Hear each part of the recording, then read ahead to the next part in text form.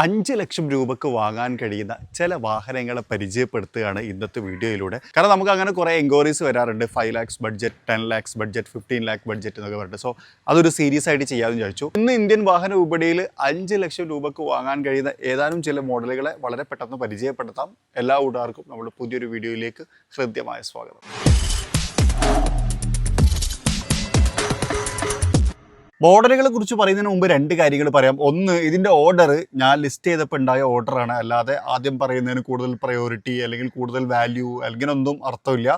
Just 4 മോഡലുകളാണ് ഞാൻ പറയുന്നത്. 4ലും നിങ്ങൾക്ക് ചോയ്സിനനുസരിച്ച് ഡിസൈഡ് ചെയ്യാമെന്നാണ് ആദ്യം പറയാനുള്ളത്. രണ്ടാമത്തെ ഒരു കാര്യം, പ്രൈസ് എല്ലാം ഓൺ റോഡ് പ്രൈസ് ആട്ടോ. അപ്പോൾ 5 ലക്ഷത്തിൽ താഴെ വില വരുന്ന എന്ന് പറയുമ്പോൾ 5 ലക്ഷം ഓൺ റോഡ് പ്രൈസിന് താഴെ വില വരുന്ന വണ്ടികളാണ് നമ്മൾ ലിസ്റ്റ് ചെയ്യുന്നതാണ്. സോ ആദ്യത്തെ വണ്ടി മാരുതി സുസുക്കി എസ്പ്രസോ. നമുക്കറിയാം മാരുതിയുടെ ഏറ്റവും ചെറിയ വാഹനങ്ങളിൽ ഒന്നാണ്. ഇതിന്റെ അഡ്വാൻറ്റേജ് ആദ്യം പറയാം. ഇപ്പോൾ സാധാരണ ചില ബേസ് വേരിയന്റിൽ ഉണ്ടാവുന്നതിനേക്കാൾ കൂടുതൽ ഇന്റീരിയർ സ്പേസും ഗ്രൗണ്ട് ക്ലിയറൻസും ഈ വാഹനത്തിനുണ്ട് എന്നുള്ളതാണ്. ഇതിന്റെ എഞ്ചിൻ ഒരു 1998 cc പെട്രോൾ എഞ്ചിനാണ്. പെട്രോളിനകത്ത് മാത്രമാണ് അവൈലബിൾ ഉള്ളത്. 68 PS പവറും 90 Nm ടോർക്കും ഇത് ഉൽപ്പാദിപ്പിക്കും. ഉയർന്ന സീറ്റിംഗ് പൊസിഷൻ ഉണ്ട് എന്നുള്ളത് വേറൊരു അഡ്വാൻറ്റേജ് ആണ്. ടച്ച് സ്ക്രീനും ഈ വാഹനത്തിനകത്ത് അവൈലബിൾ ആണ്. മാരുതിയുടെ വൈഡർ നെറ്റ്വർക്കും സർവീസ് നെറ്റ്വർക്കും യൂസ് ചെയ്യാം എന്നുള്ളതും വേറൊരു അഡ്വാൻറ്റേജ് ആയിട്ട് നമുക്ക് പറയാൻ പറ്റും. എസ്റ്റിമേറ്റഡ് പ്രൈസ് എത്ര വരും എന്ന് വെച്ച് കഴിഞ്ഞാൽ കേരളത്തിൽ on road price 4.8 to 4.9 lakhs ആണ് വരുന്നത്. VXi+. രണ്ടാമത്തെ വാഹനം ഏതാണെന്ന് വെച്ച് കഴിഞ്ഞാൽ ഇന്ന് ഇന്ത്യയിൽ വാങ്ങാൻ കഴിയുന്നതിൽ ഏറ്റവും എക്കണോമിക്കലായിട്ടുള്ള കാറാണ് മാരുതി സുസുക്കി ആൾട്ടോ K10. എക്കണോമിക്കലായിട്ടുള്ള കാർ എന്ന് പറയുന്നത് യൂസേജ് കോസ്റ്റ് വൈസ് ആണ് പറഞ്ഞത്. ഫ്യൂവൽ എഫിഷ്യൻസിൻ്റെ കാര്യത്തിലും നമ്പർ 1 ആണ്. 24 മുതൽ 26 വരെയാണ് കമ്പനി അവകാശപ്പെടുന്നത്. ഏറെക്കുറെയൊക്കെ ക്ലെയിം ചെയ്യാനും പറ്റും എന്നുള്ളതാണ്. 65 PS പവർ ഉൽപ്പാദിപ്പിക്കുന്ന ഒരു 998 cc പെട്രോൾ എഞ്ചിനാണ് ഈ വാഹനത്തിന് കരുത്ത് പകരുന്നത്. പിന്നെ വേറൊരു അഡ്വാൻറ്റേജ് എന്താ വെച്ച് കഴിഞ്ഞാൽ ഇതിൻ്റെ സൈസാണ്. സിറ്റി ഫ്രണ്ട്ലി ആയിട്ടുള്ള ഒരു സൈസ് എന്ന് വിശേഷിപ്പിക്കാം. കുറച്ചുകൂടി കോമ്പാക്റ്റ് ആണ്. സിറ്റി മാനുവറിങ്ങിന് വളരെ യൂസ്ഫുൾ ആയിട്ടുള്ള ഒരു പ്രൊഡക്റ്റും കൂടിയാണ് എന്നുള്ളത്. നേരത്തെ ഞാൻ പറഞ്ഞ പോലെ തന്നെ മാരുതി സുസുക്കിയുടെ വൈഡ് ആയിട്ടുള്ള നെറ്റ്വർക്കും സർവീസ് നെറ്റ്വർക്കൊക്കെ യൂട്ടിലൈസ് ചെയ്യാൻ പറ്റും എന്നുള്ളൊരു അഡ്വാൻറ്റേജ് കൂടി ഇതിൻ്റെ കൂടെയുണ്ട്. On road price 4.9 lakh to 5.3 ആണ്. AGS വരുന്നതുകൊണ്ടാണ് ഒരു 5.3 ലാക്സ് എന്നുള്ള ആ ഒരു പ്രൈസിലേക്ക് എത്തുന്നത്. മാനുവൽ ആകുമ്പോൾ 4.9 ഒക്കെ ആണെന്നുള്ളതാണ്. ഒരു VXi+ മുതലൊക്കെ വേണമെങ്കിൽ നമുക്ക് കൺസിഡർ ചെയ്ത് തുടങ്ങാം. സോ രണ്ടാമത്തെ choice Maruti Suzuki Alto K10. സാധാരണ ഒരു ബഡ്ജറ്റ് കാർ അല്ലെങ്കിൽ ഒരു എൻട്രി ലെവലിൽ നിന്നൊക്കെ കുറച്ചുകൂടി ഗ്രോൺ അപ്പ് ആയിട്ടുള്ള ഒരു മോഡൽ എന്ന് വിശേഷിപ്പിക്കാവുന്ന ഒരു മോഡലാണ് നമ്മൾ മൂന്നാമത്തത്. റെനോ എന്ന് പറയുന്ന നിർമ്മാണ കമ്പനിയുടെ കിഡ് അല്ലെങ്കിൽ ക്ലൈംബർ ആ ഒരു സീരീസിൽ പെട്ട വാഹനം. അതിനൊരു മിഡ് ടോപ്പ് വേരിയൻറ്റിനെ കുറിച്ചാണ് നമ്മൾ സംസാരിച്ചുകൊണ്ടിരിക്കുന്നത്.